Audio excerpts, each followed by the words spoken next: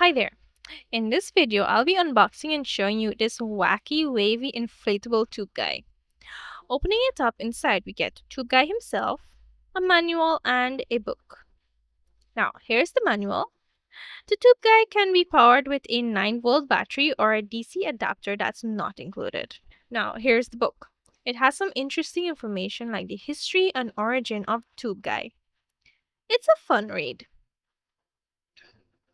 Now, finally, here's our very own tube guy. It looks great. Nice bright red color and a happy face. On the side, we have the power button. You can choose DC or battery power, and there's a DC power input. It also comes with this little black tube.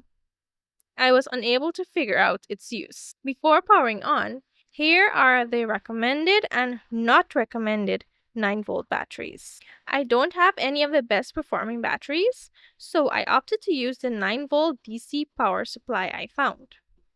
I plugged it in, flipped the switch to DC power, then powered it up. My boy started waving. It worked very well. I was very impressed. Something about it brings me joy. I hope yours will too. Thank you so much for watching, and I'll see you in the next one. Bye!